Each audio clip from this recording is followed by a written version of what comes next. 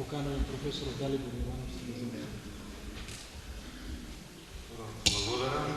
Во четвртокот, кога дојде во Северната пријателска држава, како што кажа на пресконференцијата, донесе пакет на предлози за како да не именуваат, бидејќи самиот кажа јас да бев кум, тие немаше да се викаат Македонија. Сите предлози се лоши, едно име споено, Нова Македонија, Северна Македонија, Горна споена, значи нема раздел, да нема раздел помеѓу Горна и Македонија, да нема раздел помеѓу Северна и Македонија. И тоа не е изненадувачки, доколку го видите последниот предлог на медијаторот Нимис, тој убедливо најлош предлог до сега за нас, за Република Македонија, во суштина ги гледаме таму сите грчки барања. Од именување на држава, јазик, државјанство, под државјанство ви се крие замката за именување на македонците. Зошто е тоа така? Ние 25 години официјално разговараме и преговараме со нашите јужни соседи, значи од април 1993 година, кога станавме членка на Обединетите нации под привремената референца. И прво мислевме дека времето работи за нас, а сега забележуваме дека трчаме пред времето, правејќи одредени погрешни чекори, но не следевме што прават грците. Цело време ни се говореше дека се разговара само за замена на привремената референца.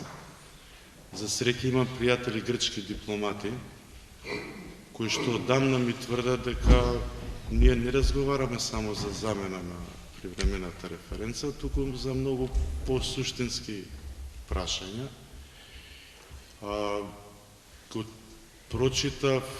Ги прочитав мемуарите на првиот грчки преговарач Христос Захаракис. Не треба да си многу паметен да сватиш дека во прашање именувањето на народот, на јазикот. Една мала секвенца, разговараат со нашиот преговарач Вања Тошевски, кој му тврди дека ние имаме етнички идентитет, вие имате географски идентитет, односно граѓаните на Република Грција, кои што живеат во трите региона, Западна Македонија, Централна Македонија и Источна Македонија и Тракија. Грчкиот дипломат одговара, да, и вие сте македонци, но бидејќи живееме во ист регион, но населението е словени, бугари и така натаму. И викан, името Македонија не може да се користи во етничка конотација. Разговорот е 1996. Од кога е преговарач 1993 до 2004, цело време кога пишува за Република Македонија, го користи зборот Скопје, или ако каже Демократија Стивс Македонија, скратено ДМ во наводници. Кому нема јасно дека нас ни го спорат идентитетот како македонци, тоа е уште од почетокот на разговорите, преговорите. Тоа е веќе проблем за други институции. Зошто го прават тоа? Заради себе. Заради нивниот идентитет. Прво имаат проценето врз база на развојот на нивната држава, од никаква држава до регионална сила. Имаат проценето дека нашата држава е фрагилна. Од меѓуетничките состојби и внатре македонските состојби. Забележувате, 26 години нема консензус помеѓу нашите политички елити, цврст консензус по одредени прашања кои тангираат државата. И затоа почнуваат да наметнуваат нелогични барања, криејќи се зад ние крадете историјата, или изјавата на покојниот председател на Грчката република Константинос Караманлис дека Македонија е една и Грчка, која што и денес е многу почитувана изјава и политичко кредо на многу грчки политичари. Но, ако го видиме како се развива грчкиот идентитет, спомна и академикот Митевски, ева, например, го спомна Корајс, тој не ги нарекуваше ни елини, односно елинес, туку ги нарекуваше греки, основачот на грчката природа. Ако видиме каква борба има, дали се ромеи или хелени во 19 век, а Кофос во Скопје ми кажа дека и сега имаат истата поделба, дали се ромеи, односно православни византици или наследници на античките грци хелени, тогаш забележуваме зошто не спорат. Имаат жесток национализам, но тој е повеќе слоен и не е толку цврст, како што ние мислиме. И затоа ти доаѓаат со предлози да го смениме името, да го смениме нашиот идентитет, односно именувањето на нацијата, именувањето на јазикот, на културата, на традицијата.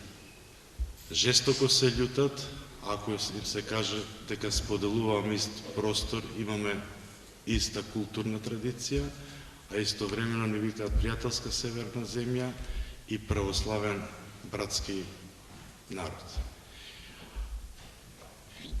Да не помислуваме дека Грција во догледна и подалечна иднина ќе прифати, вклучително и оваа влада на господинот Ципрас, кој убедливо најлиберална во однос на Македонија, на Република Македонија, дека ќе прифатат дека ние сме македонци, без нешто да има пред македонци или после македонци.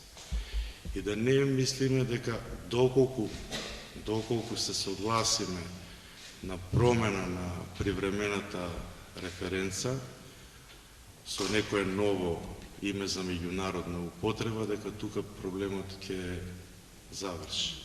Ќе се случи ако некогаш, например, 2028 или 2038 година, дојдеме пред портите на Европската Унија, ги завршиме преговорите и тогаш велијаме во Атина ќе биде одржана една голема сеанса на која што ќе заклучат големите грчки научници дека со Macedonian language како службен јазик во Европска Унија грчкиот парламент не може да ратификува спогодбата и ќе дојдат со предлозите за македонски language и така натаму и така натаму.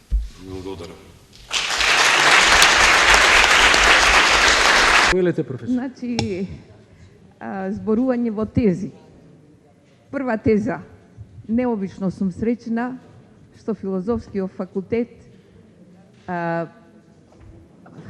создаде во оваа прилика актуелна дискусија или дискусија по актуелен настан, што многу ретко се случува. Или се случуваше. Знам дека многу сложени работи или теоретски искажани во еден затворен јазик можат да бидат представени едноставно, преку едноставни вистини. Јас сакам само да скренам внимание на две работи. Дека овој линеарен приод во историјата во Македонија се случува и во однос на концептот на националното прашање. Изостанува антрополошкиот приод, изостанува филозофскиот приод. Немате дело кое на филозофски начин ја објаснува нацијата. Кај Хегел исто имаме замена на тези, на термини, извинете. Он употребува исто нација, мислејќи на народ. Бидејќи од кај римјаните, во римскиот период, грчките творби биле преведени наместо со народ, со нација. И по инерција, тој термин се прихваќа и создава забуна. Денеска, вие не знаете што подразбираат под нација, кога ќе речат, а мислат на народ. Она што е најбитно, тој линеарен приод кон нацијата, ние го наследивме од комунистичкиот период. Ние ја прихвативме дефиницијата на нацијата кај Кардел, која беше само варијација на една комунистичка верзија за нацијата. Односно, дека нацијата е готова работа, свршена, дека таа нема што да се објаснува, таа е представена преку политичкиот систем кој што постоел во СССР, па и кај нас. По таа инерција и во историјата на јазикот нема антрополошки пристап, а да не зборувам за покасните некакви обиди да се представи Крстен Мисирков, кој што е наследник на предкомунистичката теорија за нацијата, односно за народот. Не е ова беззначајно, бидејќи денеска ни се случува една дезориентација кон тоа што треба да биде нашиот национален развиток. Ние го губиме народниот дух, а морам да кажам дека од самите почетоци и теоретски и практично политички, значи според проектите политички, фактички имаме природно правен приод, оној кој што е застапен во повелбата на народите во Обединетата нација. И денеска е во колизија со еден пристап позитивистички, наследен било од исток, од СССР, или од запад, од западните демократии. Ние сме наведени денеска да го поновуваме развитокот во нацијата од западните демократии, со кои тие постигнале развиток, навистина, особено со развојот на технологијата, меѓутоа, тој развиток го губи народниот корен и народниот дух.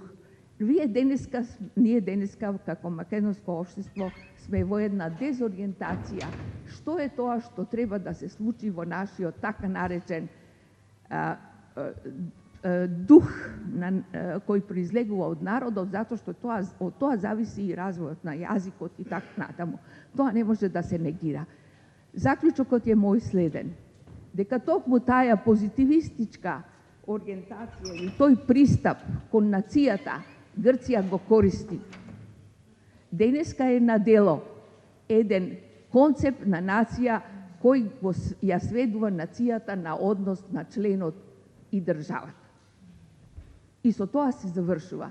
Значи, другите димензии изостануваат и тоа и иде во прилог на Грција и нивните предлози да завршат позитивно и да најдат разбирање и во Запад, и во западната политичка теорија, бидејќи промената на името во ништо на државата нема да ја доведе во прашање релацијата граѓанска, врз основа на граѓански права, завршив, така да бидеме опрезни што е тоа што можеме да очекуваме дефинитивно во разбирањето на грчките позиции. Благодарам. Сега вториот пријавен учесник е професор доктор Петре Георгиевски. Повелете.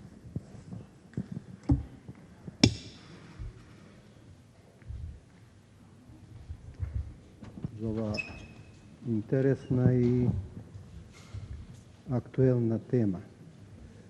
Меѓутоа, прашањето прво за тоа дали ние можеме да помогнеме нешто да се менува во смисла на политиката и во смисла на ова одлучување. Видите, ова ме потсеќа на едно интервју на Пјер Бурдје после смртта објавено во Le Monde Diplomatique за знаењето како ангажираност. за ангажираното знаење, се извинувам. Тоа е едно. Друго, исто да подсетам на тезата на еден познат американски со австриско потекло Пол Лазарсфелд, кога на еден конгрес на социолозите истакна дека социолозите мора да внимаваат на она какви трудови оставаат за идните социолози и историчари. Од тука, оваа дебата, а јас би рекол, може би е подобро научен собир да се предложи, трудовите што ќе излезат ќе останат како трага за идните историчари и идните генерации. Значи, во таа функција јас се гледам и оваа дебата.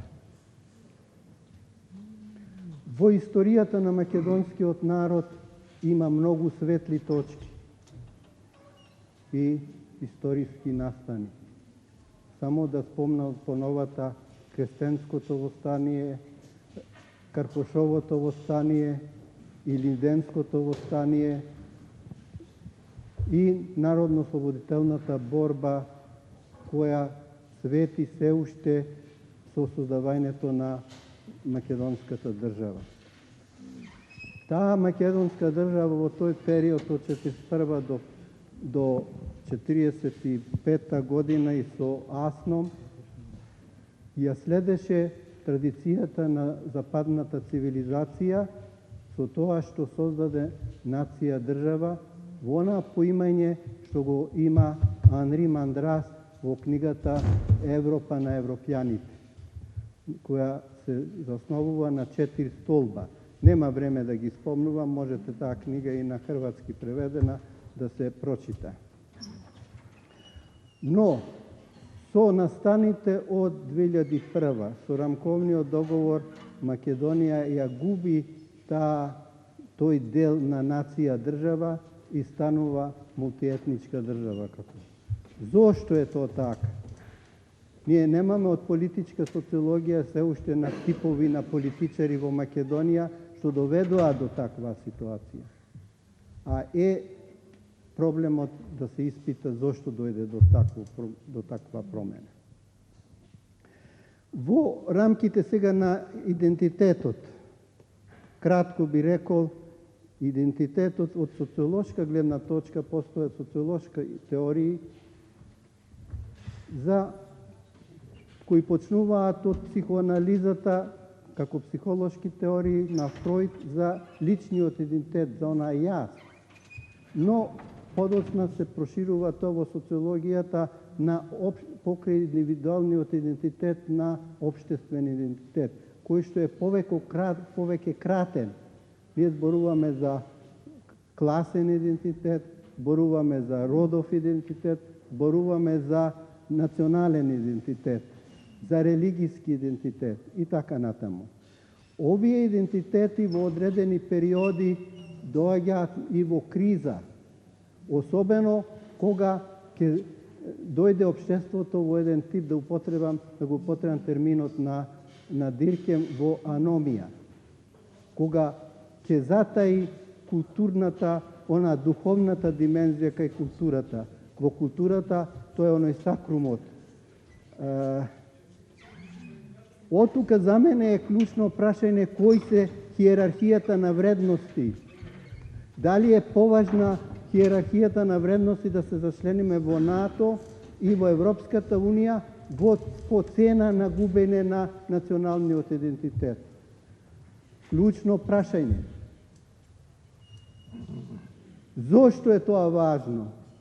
Затоа што овие организации, како што е НАТО, војна организација типична, и Европската, може да бидат и привремени и да, како што многу сојузи се растураат така, додека народите остануваат подолготрајни, иако во одредени периоди може и тие да исчезнат.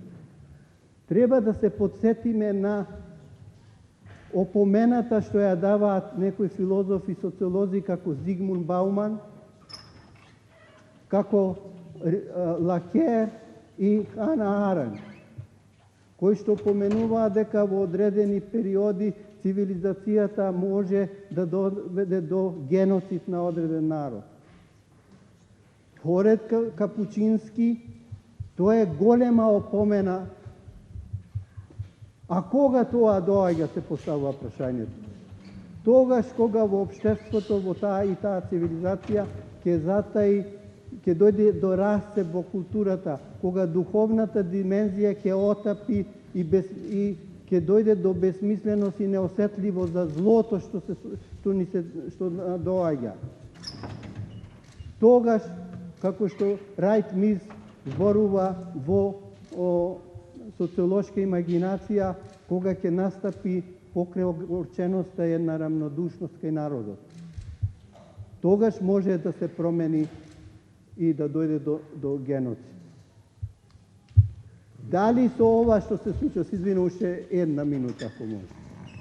Ова што се случува во Македонија, таа опомена мора да ја имаме.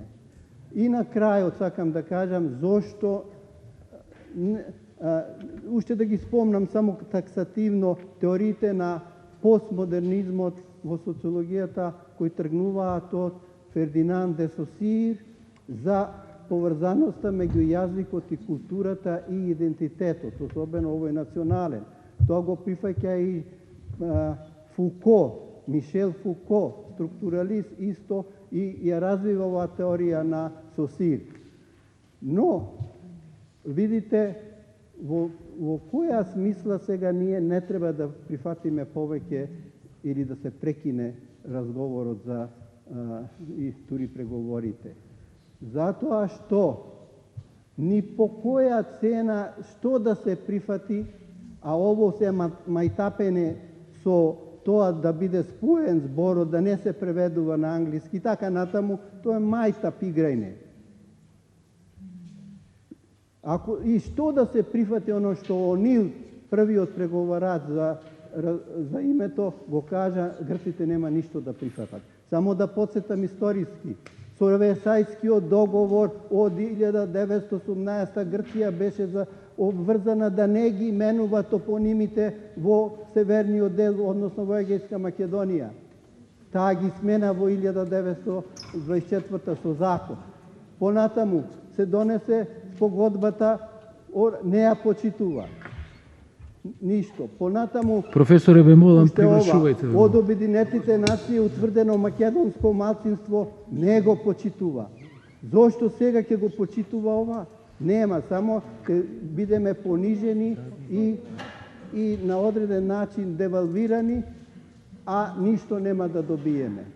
Затоа мислам треба и јас согласувам да се прекинат разговорите. Благодарам. Љубомир Гајдов. Поднеси.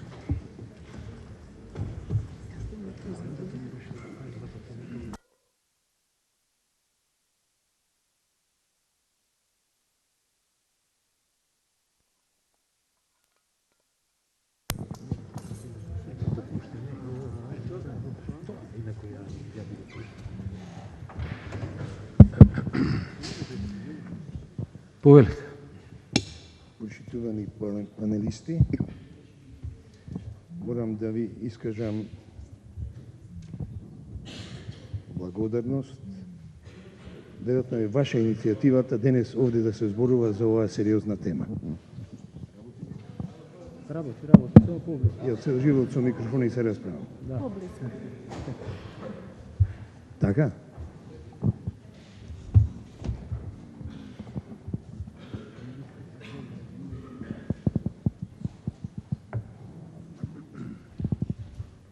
Денеска очекував овде да се зборува зошто, а не што. Од филозофи и научници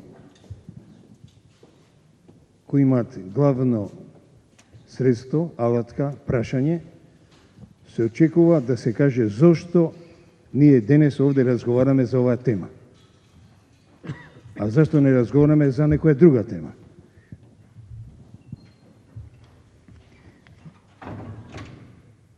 Го делам песимизмот на професорот Јовановски,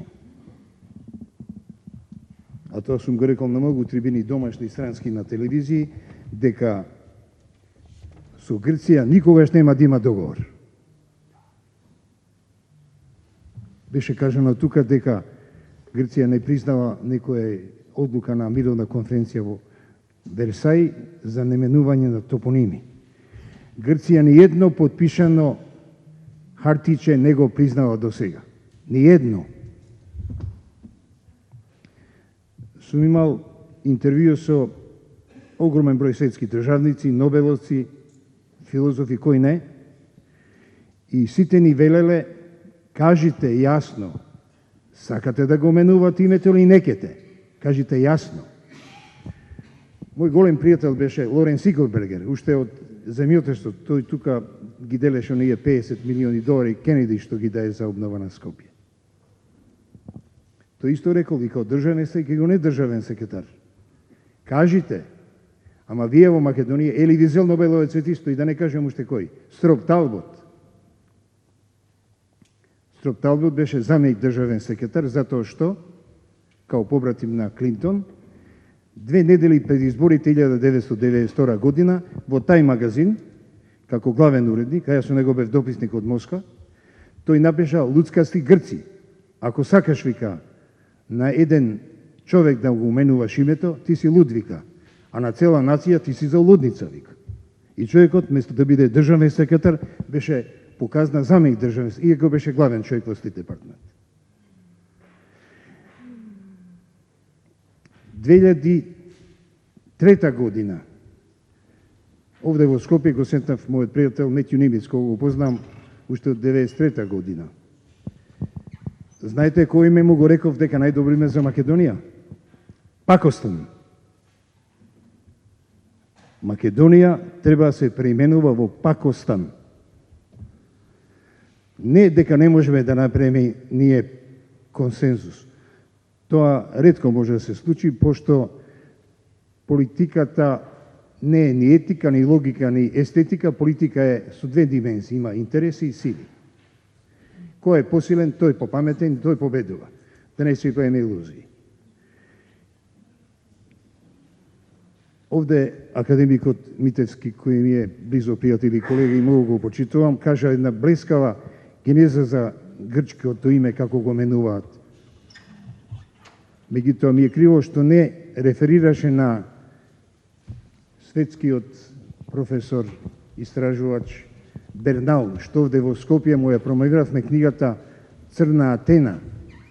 Тој во 4 кај дебели томови докажа дека се грците по цахарско-африканско племе што дошло на Медитеран и краде египетска и феничка култура. Албанците имаат држава од пред Христос во Азија и направени се како држава 1912 да го попречат руското доаѓање на топло море. А бугарите се дојдени исто од Азија. Има полемика на Марио Берлети во Тирана, полемика со една бугарска академик, дека има бугари во Голо брдо. Кога 1993 година во Атина бевме така наречени 25 македонски интелектуалци на Србија со грците, мене комечка ме донесува во грчка државна телевизија да објаснам дека грците лажат оти нивна е Македонија. Или дека македонците се грци. 92 година во Лондон на пресконференција го прашав грчкиот министар Папа Константинов како биле македонците грци кога не знаеле грчки да зборуваат и ги викате варвари. А тој глагол мрмори дрнда, значи тој што не знае грчки да зборува. Или 1993 година во Атланта, на една голема конференција, кај што тема беше Косово, Македонија една војна зона. После мојата полемика со Ругова и со Джими Картер, што беше основач на таа конференција, собирач, мене ме донесоа на CNN со еден грчки новинар, сега што е главен уредник Катимерини. Тамо се бори името, тамо се бори, во странство се бори борбата за македонското име. Еве, ова е трагедија, гледате, празна сала. Ја мислев сабајле кога дојдов овде 50, ки има народ пред врата. И да скратам приказнава. Ја очекувам следната конференција, вака што ќе ја свикате, да биде за прашање на сите прашања. Образованието. Негативната селекција почнува во образованието. Главната болка на Македонија и на сите така наречени посткомунистички земји е негативната селекција. Медиократијата. Мојот колега и пријател, министер за образование во Љубљана Лав Крефт, направи закон за образование во една реченица. Кој сака да напредува на универзитет мора да донесе 2 европски рецензии. И точка. А не нашиот закон, што се смее академикот Филиповски, што има 100 години, вели ги читав сите закони од Балканот, те имаат малку, а нашиот 220 членови на 110 странички. И очекувам исто така да се проговори за композицијата на овој факултет, што треба да биде извор на мудроста во нашава нација. Не може на Институт по философија да нема 10 наставници, или 8 или 7, а другите институти да се полнат и да предаваат по 20 предмети. Благодарам. Благодарам.